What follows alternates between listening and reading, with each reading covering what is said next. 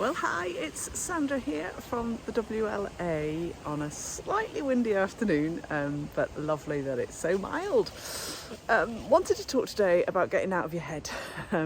It's something that's cropped up for me and for some of my clients, and I was on a retreat last weekend that was absolutely phenomenal. It was online actually, and it was over 4 days.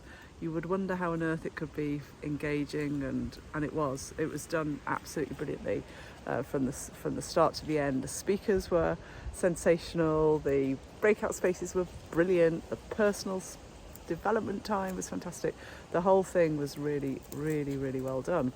And we were sharing a lot around as women, because it was mainly for women who were on it, it was all over the world actually, and women who just want to do good in the world, I guess, and want to make a difference in the world, and that's what united us, and how many of us get so stuck in our head.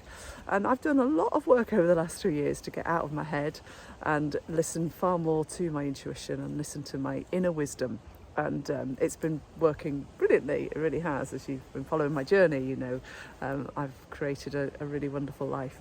And there's this thing though about how do we do it, and we can get so caught up in our mind being our greatest director, if you like, and it's constantly reminding us, constantly telling us, constantly giving us the never-ending list of things that we need to do, explaining to us whether we should be doing something or shouldn't be doing to it, and analysing it and playing the pros and cons, seeking the evidence, looking for the research. It goes on and on and on and on.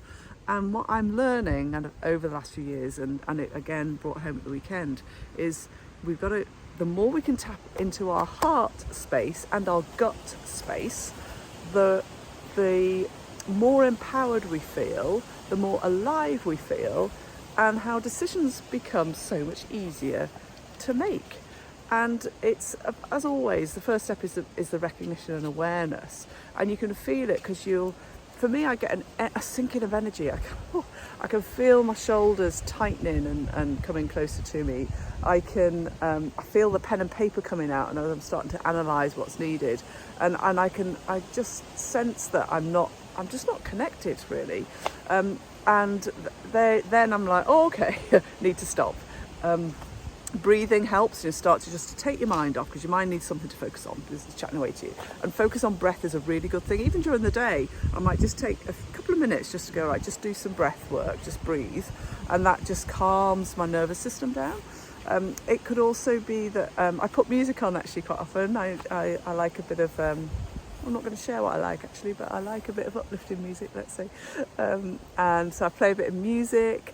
I will go outside to nature as much as I can. I live in a beautiful part of the world, and I'm out here connecting to nature. That really helps, going for a walk.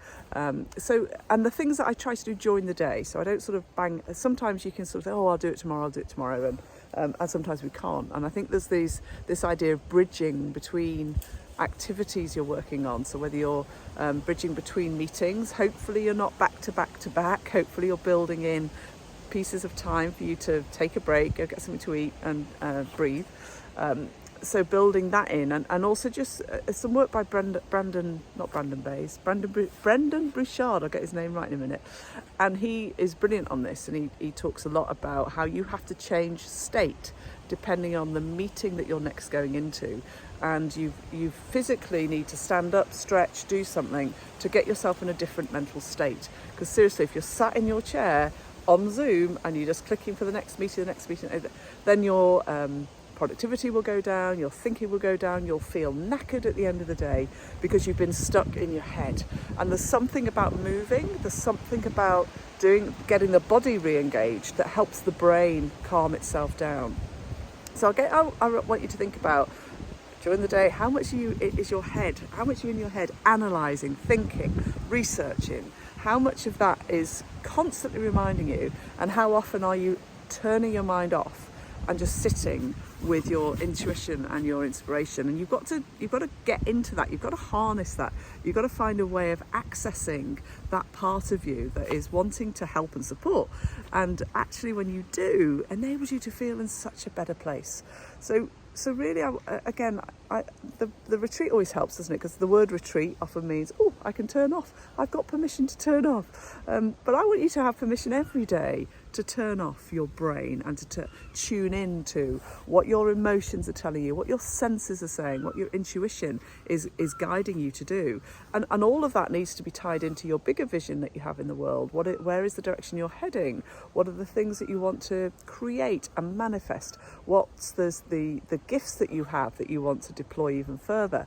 And are you evolving and transforming yourself on the journey, or are you just adding more to your to-do list? There you go. That was today's I was going to say words of wisdom. I don't know if they're words of wisdom, but they're insights and thoughts for you that I hope you reflect on and I hope really help.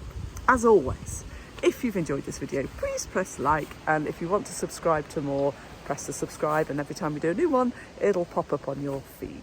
Thank you ever so much for all the comments I get. I love to hear from people, and I really hope that's been a useful few minutes of your time.